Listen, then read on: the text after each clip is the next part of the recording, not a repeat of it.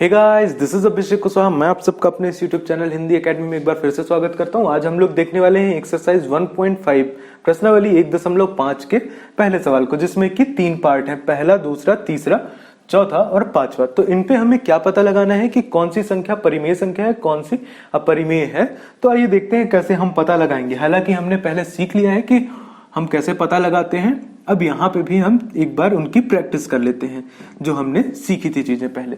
तो चलिए अगर बात करें पहले सवाल की, तो पहले सवाल में आप देख रहे होंगे 2 ऋण √5। तो इसका मतलब क्या है कि यहाँ पे जो √5 है वो एक अपरिमेय संख्या है, ये आपको पता है। क्यों है? क्योंकि जब हमें यहाँ पे रूट के अंदर कोई भी अभाज्य संख्या लिखी हो, अभाज्य संख्या क्या होती है, जैसे 2, 3, 5, 7, 9 नहीं है, तो इस तरह से आप देखिए तो यहाँ पे 5 लिखा हुआ है, तो ये एक अभाज्य संख्या है। इसलिए इसको हम किसी भी संख्या में घटाएं या जोड़ें, वो संख्या अपने आप में अपरिमेय संख्या ही होती है, अपरिमेय संख्या कहलाती है।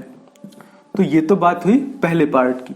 चलिए दूसरे पार्ट की अगर बात करें, आपको पता है कि यहाँ पे 3 धन √23 ऋण √23 अगर यहाँ पे लिखा हुआ है, तो आप देख रहे होंगे कि ये एक अभाज्य संख्या है। तो जब आप इस एक्सप्रेशन को, या जो आपके पास ये सवाल दिया हुआ है, अगर आप इसको लिखें तो यहाँ पे आने वाला है 3 धन √23 ऋण √23। तो जो आपके मन में ये सवाल था कि √23 जो है तो वो एक क्या है, परिमेय अपरिमेय संख्या है, तो क्या ये जो संख्या है वो अपरिमेय होगी? तो इसका जवाब आपको यहां से मिल जाएगा। एक यहाँ पे धनात्मक में है, एक ऋणात्मक में है, तो आपको क्या मिलने वाला है, यहां से सिर्फ आपको 3 मिलने वाला है। इसलिए ये एक परिमेय संख्या है। क्या है? परिमेय संख्या है। क्यों है? क्योंकि यहां से मिला है आपको 3, और 3 को आप लिख सकते हैं 3/1, जो कि P/Q के रूप में लिखा हुआ है, और Q जहां पे 0 के बराबर नहीं है। तो इस तरह से आप कह सकते हैं कि ये एक परिमेय संख्या है। अब यहाँ पे √7 और √7 है, तो यहाँ पे ये दोनों आपस में कैंसिल आउट हो जाएंगे, तो यहाँ से आपके पास संख्या क्या बचेगी, 2/7। ये भी एक परिमेय संख्या होगी, क्योंकि P/Q के रूप में लिखी हुई है, जहां पे Q 0 के बराबर नहीं है। आइए बढ़े अगर इस तरफ, तो यहाँ पे आप देख रहे होंगे कि √2 दो एक अभाज्य संख्या है और ऊपर से उस पर रूट लगा हुआ है। तो आप क्या कह सकते हैं कि जो भी अभाज्य संख्या थी, इस पे हमने अभी बात करी इस वाले पार्ट पे, कि अभाज्य संख्या अगर अंडर रूट के अंदर है तो उसे हम क्या कहते हैं, वो भी एक अभाज्य संख्या होती है। और अभाज्य संख्या किसी के साथ गुणा में हो या फिर विभाजन में हो, तो वो क्या कहलाती है, अपरिमेय संख्या ही कहलाती है, अपरिमेय संख्या। तो यहां से आपको ये भी मिला अपरिमेय संख्या। अब देखिए यहाँ पे पाई लिखा हुआ है, पाई अपने आप में एक अपरिमेय संख्या है। अब उसके साथ हम 2 का गुणा करें या 3 का गुणा करें, वो भी अपरिमेय संख्या ही कहलाएगी।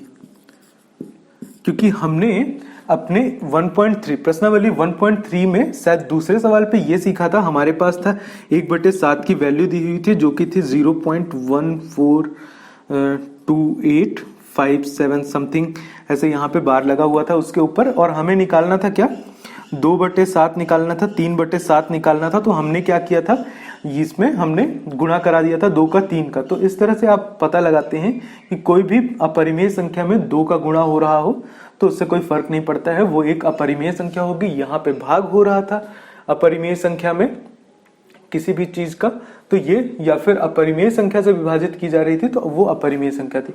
तो इस तरह से आपको पता लगाना था। ये चीजें हमने पहले सीखी हैं, उनकी प्रैक्टिस यहाँ पे थोड़ी हमने कर ली है। तो चलिए मिलते हैं अगले सवाल पे। तो चलिए आइए बढ़ते हैं अपने दूसरे सवाल की तरफ। यहाँ पे कुछ व्यंजक दिए हुए हैं आपको, जैसे पहला, दूसरा, तीसरा और यहाँ पे चौथा। इन्हें हमें सरल करना है, यानी कि सिंप्लीफाई करना है इन्हें। तो ये देखते हैं कैसे हम इन पे कौन कौन सी प्रॉपर्टीज लगाते हैं और कैसे हम इन्हें सरल बनाते हैं। तो ये सबसे पहले अगर यहाँ पे देखा जाए तो इसे आप सीधा गुणा कर सकते हैं, इसके अलावा यहाँ पे कुछ भी नहीं किया जा सकता है। तो हम गुणा कैसे करेंगे, 3 का गुणा करेंगे। पहले हम यहाँ पे 2 धन √2 और यहाँ पे क्या करेंगे, धन, यहाँ पे होने वाला है धन 3 और यहाँ पे क्या होने वाला है 2 + √2, ऐसा होने वाला है यहाँ पे। अब जब आप गुणा करेंगे यहाँ पे तो कितना मिलेगा, 3 दूनी 6, यहाँ से 6 और यहाँ से आपको क्या मिलने वाला है 3 √2 धन यहाँ पे कितना मिलेगा 2√3 और यहाँ से कितना मिलने वाला है √3 और √2 जब दो रूट गुणा होंगे तो यहाँ पे कितना हो जाएगा √6। तो आपको उत्तर कितना मिला यहाँ से 6 धन √3 धन 2√3 धन √6 ये आपको यहाँ से उत्तर मिला। चलिए अब अगर बात करें हम यहाँ पे सेकंड वाले पार्ट की, तो आप देख रहे हैं यहाँ पे एक जगह पे 3 धन √3 लिखा हुआ है, यहाँ पे 3 ऋण √3 लिखा हुआ है। तो अब आप देख रहे होंगे यहाँ पे मल्टीप्लिकेशन में तो आपको कुछ प्रॉपर्टी याद आ रही होगी। एक प्रॉपर्टी होती है ऐसी a प्लस बी और गुणे a माइनस बी। तो इसे हम क्या लिखते हैं a square minus B square, इसे हम ऐसे लिखते हैं। इसको हमने पहले पढ़ भी रखा है, रूट के रूप में देखा था हमने एक्सरसाइज शुरू होने से पहले, प्रश्नावली से पहले और इंट्रोडक्शन वाले पार्ट पे भी देखा था। तो आइए देखते हैं यहाँ पे एक ही जगह पे क्या है 3 a plus B a minus B. तो हम इसे क्या लिख सकते हैं 3 का स्क्वायर ऋण √3 का स्क्वायर, यानी कि 3 की घात 2 ऋण √3 की घात 2। यहां से आपको क्या मिलने वाला है 3 तिकाई 9 हो जाएगा ऋण, यहाँ पे रूट और √3 कितना हो जाएगा, सॉरी यहाँ पे 3 आ जाएगा। तो अब यहाँ से उत्तर कितना आने वाला है आपका 6। 9 में से 3 घटेंगे तो 6 आ जाएगा। तो ऐसे करना था इसे सॉल्व। आइए अगर इस वाले पार्ट की बात करें तो अब आप देख रहे हैं a प्लस बी का होल स्क्वायर, इसे आप ऐसे भी देख सकते हैं। तो a प्लस बी का जो होल स्क्वायर होता है वो क्या होता है, यहाँ पे होता है a square plus B square plus 2ab। तो आइए हम इसको इसी रूप में लिख के देखते हैं। यहां से आपको मिलने वाला है 5 का √5 का होल स्क्वायर धन √2 का होल स्क्वायर धन 2√5 डॉट 2√2। तो यहां से आप क्या करेंगे, इसे 5√5 कितना हो जाएगा 5 हो जाएगा। √2 का स्क्वायर क्या होता है 2 होता है, आपको पता है। और यहाँ पे धन 2 और ये दोनों 5 दूनी 10, तो यहाँ पे 2√10 आने वाला है। तो यहाँ से जब आप 5 और 2 को जोड़ेंगे तो आपको 7 मिलेगा धन 2√10 मिल जाएगा। तो यहाँ से आप इसे ऐसे सॉल्व करेंगे। फिर देखिए इस वाले पार्ट में आपको दिख रहा है a plus B a minus B, उल्टा लिखा हुआ है a plus B a minus B. फिर भी आपको आंसर जो मिलने वाला है तो यही मिलने वाला है। इसी तरह से आप इसे भी सॉल्व करेंगे जैसे हमने यहाँ पे किया था। तो इसे आप लोग कोशिश करिएगा अपने से सॉल्व करने के लिए, थोड़ी प्रैक्टिस भी हो जाएगी। ठीक इसी तरह से है। तो चलिए मिलते हैं अगले सवाल पे। तो चलिए शुरुआत करते हैं अपने चौथे सवाल की। चौथे सवाल में आपके पास एक संख्या दी हुई है, वास्तविक संख्या है, जिसको हमें संख्या रेखा पर दर्शाना है। कैसे दर्शाना है, यहाँ पे हमने सीखा है अपने इंट्रोडक्शन वाले पार्ट पे कि कैसे हम इसे ज्यामितीय रूप से दर्शाते हैं। तो हमें बस वही चीजों का ध्यान रख के, तो हमने क्या सीखा था, सबसे पहले जो ये संख्या दी हुई है इसे हम क्या मानते हैं, इसे हम √x के बराबर मानते हैं। यहाँ से आप क्या देखेंगे, x बराबर आपको कितना दिया हुआ है 9.3। तो यहाँ पे आप क्या करते हैं, सबसे पहले एक लाइन खींचेंगे आप यहाँ पे, और वो लाइन कितनी बड़ी होनी चाहिए, वो लाइन होनी चाहिए 9.3 यूनिट की। तो ये हमने जो लाइन खींची, यहाँ पे हमने a रख लिया, यहाँ पे b रख लिया, और ये जो लाइन है ये कितनी है 9.3 की है, यहाँ पे 9.3 की। उसके बाद हम 1 सेंटीमीटर और इसमें बढ़ा देते हैं, कितना 1 सेंटीमीटर। 1 सेंटीमीटर बढ़ाने पे हम इसे क्या करते हैं, यहाँ पे 1 सेंटीमीटर बढ़ा के, जैसे कि यहाँ पे अगर मान लें c, तो यहाँ पे 1 सेंटीमीटर हमने और बढ़ा दिया। अब उसके बाद क्या करते हैं, हम इस पूरी a से लेके c तक की जो भी हमारी लाइन है, इसका मिड पॉइंट, मध्य बिंदु पता करते हैं। तो मध्य बिंदु अगर यहाँ पे है, लेट अस सपोज कि ये o है, तो यहाँ पे इसका मध्य बिंदु है। अब मध्य बिंदु से हम क्या करते हैं, यहाँ से हम एक सेमी सर्कल बनाते हैं। सेमी सर्कल कैसे बनाते हैं, कुछ ऐसा सेमी सर्कल हम बनाते हैं यहाँ पे। उसके बाद क्या करते हैं, जो ये वाला बिंदु था B, यहाँ से हम इसे इस सेमी सर्कल पे टच कराते हैं। तो हमें कौन से पॉइंट पे ये मिलता है, यहाँ पे ये टच करता है। उसके बाद हम क्या करते हैं, अब ये वाली जो रेखा है, चलिए लेट अस सपोज कि यहाँ पे पॉइंट D है, तो D पे हम इसे टच कराते हैं इस वाले सेमी सर्कल पे। अब क्या करना होता है हमें, ये जो रेखा है इसे त्रिज्या मानते हैं, और जो ये है उसे वृत्त। तो अब हम क्या करते हैं, यहाँ से एक हम वृत्त बनाते हैं। कैसे, कुछ ऐसे हम एक वृत्त बनाते हैं। तो हमें क्या होता है, अगर ये संख्या रेखा यहाँ तक होती तो हमें क्या मिलता है, यहाँ पे इस संख्या रेखा को ये जो सर्कल है, वृत्त है, वो यहाँ पे कट कर रहा होता है। तो ये वाला जो पॉइंट होता है वही हमारा कहलाता है 9.3। ये सीखा था हमने अपने इंट्रोडक्शन वाले पार्ट पे। तो ऐसे ऐसे सॉल्व करना होता है, बहुत ही बेसिक सा है। पहले क्या किया, 9.3 का एक लाइन खींचा, 9.3 की एक लाइन खींची, फिर उसे 1 यूनिट और बढ़ा दिया, और बढ़ाने के बाद इन दोनों का केंद्र ढूंढा, केंद्र नहीं, मध्य बिंदु ढूंढा। मध्य बिंदु को ही हम केंद्र मानते हुए, और ये जो यहां से यहां तक की दूरी थी वहां पे इसको त्रिज्या मानते हुए हमने एक सेमी सर्कल ड्रॉ किया।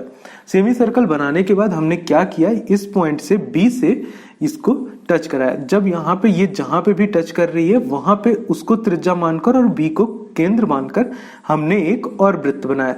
और ये वृत्त, जो नीला वाला वृत्त आप लोगों को दिख रहा होगा, ये जहां पे भी कट करता है, जहां पे भी इस लाइन पे मिलता है, वही पॉइंट हमारा कहलाएगा 9.3। तो ऐसे दर्शाना था इसे। तो चलिए बढ़ते हैं अगले सवाल की तरफ। तो चलिए चालू करते हैं अपने पांचवें सवाल को। पांचवें सवाल के चारों पार्ट, पहला, दूसरा, तीसरा और चौथा आप लोगों के सामने यहाँ पे दिख रहा होगा। इसमें क्या है कि जो ये हर वाला पार्ट है, ये हर और ये हर, ये क्या है, अपरिमेय संख्याएं हैं। तो इसे हमें परिमेयीकरण करना है इन संख्याओं का, जिससे कि जो ये हमारा हर वाला पार्ट है वो परमेयीकृत हो जाए। तो चलिए आइए बात करें अगर यहाँ पे √7 की, यहाँ पे 1/√7, 1/√7 जो लिखा हुआ है, इसको परमेयीकरण करने के लिए हमें क्या करना होता है कि जो भी संख्या यहाँ पे दी हुई है हमें उसी संख्या से मल्टीप्लाई करा देना होता है, गुणा करा देना होता है ऊपर नीचे। ऊपर नीचे क्यों करवाते हैं, क्योंकि √7 कटने के बाद यहाँ पे 1 आएगा, 1 का गुणा आप किसी भी संख्या के साथ करें तो आपको वही संख्या मिलने वाली, इसलिए यहाँ पे ऐसा किया जाता है। अब देखिए, जब यहाँ पे √7 तो इसे आप क्या करेंगे, यहाँ पे √7 हो जाएगा, और यहाँ से क्या होगा, √7 का स्क्वायर हो जाएगा, 2 बार लिखा हुआ है तो यहाँ से √7 का स्क्वायर मतलब क्या हो जाएगा, यहाँ पे √7 तो ऊपर रहेगा ही, ये बन जाएगा आपका 7। तो हमने क्या किया, ये जो हमारा हर था उसे हमने परमेयीकृत कर दिया है। चलिए अगर बात करें यहाँ पे, तो ऐसे सवालों में आप क्या करते हैं, आपके पास जो भी डिनोमिनेटर हर में जो भी संख्या दी हुई है तो उसे आप लिखते हैं सबसे पहले √7, √6, ये दो संख्याएं लिखी हुई थी आपके पास, लेकिन यहाँ पे चिन्ह कौन सा था, ऋण का था, तो आप यहाँ पे धन लगा देंगे। जो भी साइन था यहाँ पे, जो भी चिन्ह था उसी का अपोजिट साइन आप यहाँ पे लगा देंगे। ऋण था तो धन, गुणा था तो भाग, ऐसे करके आप देखते हैं। चलिए यहाँ पे तो आपका क्या आने वाला है, √7 धन √6, और ये हमने सीख ही लिया यहाँ पे कि ऐसा क्यों होता है, क्योंकि इसके कटने के बाद हमें 1 मिलेगा, 1 का गुणा हम इसमें करें तो हमारे उत्तर में कोई बदलाव होने वाला नहीं है।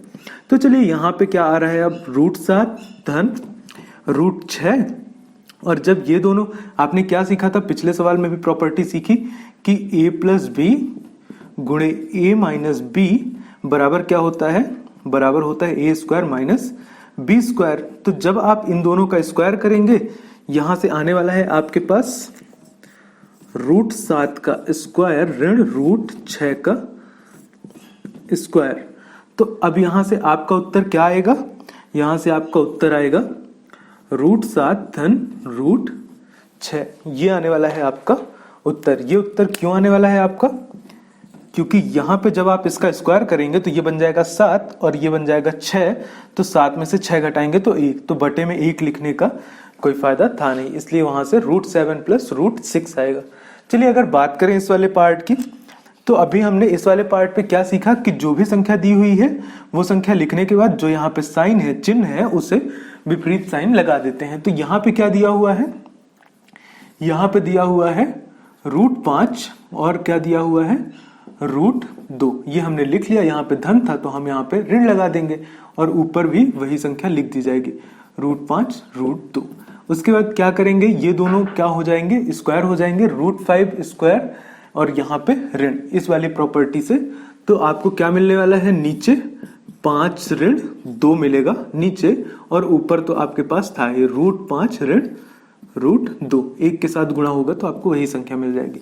तो यहां से क्या मिलने वाला है आपको, √5 ऋण √2, और यहां से क्या हो जाएगा, यहां से 5 में 2 घटाएंगे तो आपको मिलेगा 3।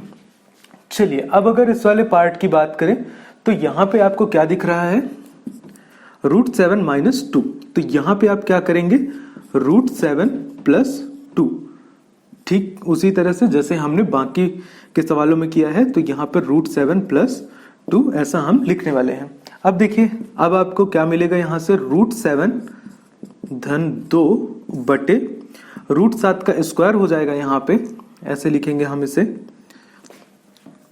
हम लिखेंगे √7 का होल स्क्वायर और यहां से ऋण 2 का होल स्क्वायर। तो आपको क्या मिलेगा यहाँ से, √7 + 2 बटे यहां से क्या मिलने वाला है, √7 का स्क्वायर मतलब 7 और यहां से 2 का स्क्वायर मतलब 4। तो यहां से आपको मिलेगा √7 धन